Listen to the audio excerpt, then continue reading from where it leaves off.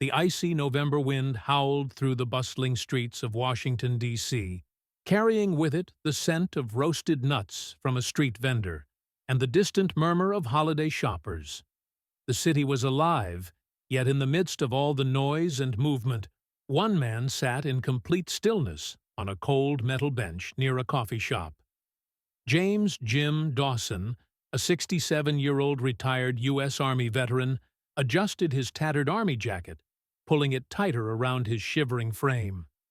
His grizzled beard, once neatly trimmed in military fashion, was now uneven and speckled with gray. His piercing blue eyes, which had once scanned the horizon for danger in combat zones across the world, now stared blankly at the pavement in front of him. In his lap, he held a cardboard sign, its edges frayed from the wind and dampness of past rainy nights.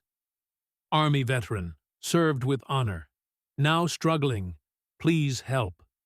Jim had spent over 3 decades serving his country.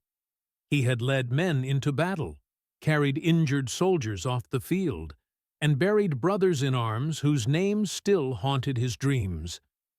He had returned home expecting to build a quiet life, but instead, he had found an ungrateful system that discarded him the moment he was no longer useful. His pension had run dry, his medical expenses piled up, his apartment was gone. And now he was here, a forgotten hero, ignored by the country he had given everything for. People passed by, some sparing him a brief glance of pity, others refusing to acknowledge his existence. He had stopped hoping. Until that day. Inside the lobby of the 5-star hotel across the street, Donald Trump was seated at a table, engaged in a business discussion. The golden chandeliers above cast a warm glow on the polished marble floors. The air smelled of expensive cologne and freshly brewed coffee. But Trump wasn't listening to the conversation anymore. His sharp eyes had locked onto something outside, the old man on the bench. Something about him felt different. He had seen many homeless people before, but there was dignity in this man, a quiet strength even in his defeated posture. Trump tapped his fingers against the table. "Excuse me."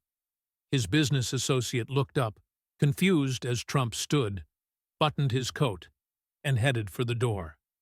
His security detail rushed after him, their earpieces crackling as they followed. As Trump crossed the street, Jim barely reacted. He was used to people walking past him, ignoring him. But this time, the footsteps stopped right in front of him. A deep, familiar voice spoke. "Sergeant Major, why are you sitting out here in the cold?" Jim blinked. He looked up and froze. Standing before him was Donald J. Trump. For a moment, Jim thought he was hallucinating.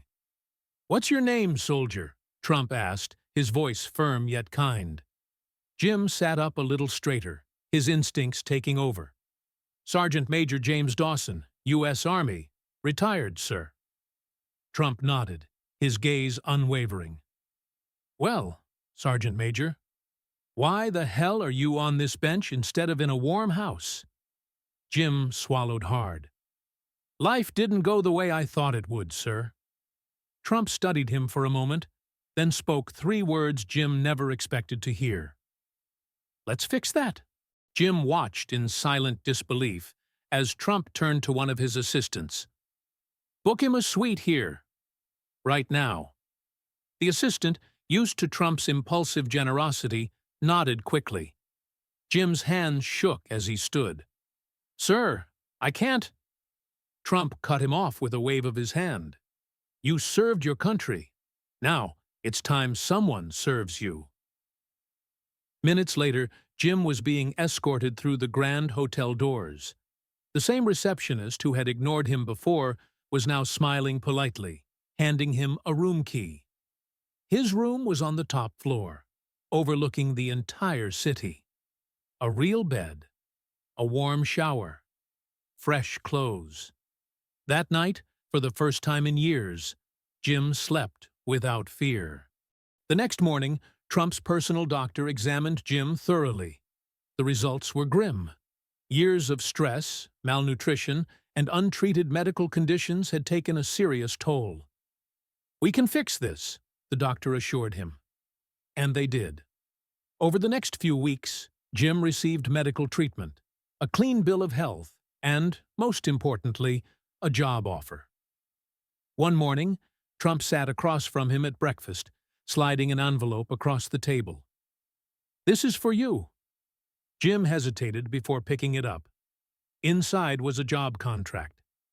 Trump Security. Veteran-led. "I think you'd be a great fit." Jim's throat tightened. I haven't worked in years." Trump smirked. "That's gonna change." Jim wiped his eyes before the tears could fall. Months later, Jim was a different man. He had a home, a job, a purpose. He walked through the Trump Tower lobby every morning with his head held high, wearing a pressed suit instead of a tattered military jacket. One evening, as he walked past a familiar bench, he saw a young homeless man sitting in the cold, his own cardboard sign trembling in the wind. Jim stopped. He reached into his pocket, pulled out a business card, and handed it to the man. "This company gave me a second chance. Here's yours." The young man looked up, eyes filled with disbelief. Jim just smiled, because he knew. Sometimes, all it takes is one person to see you. And that changes everything.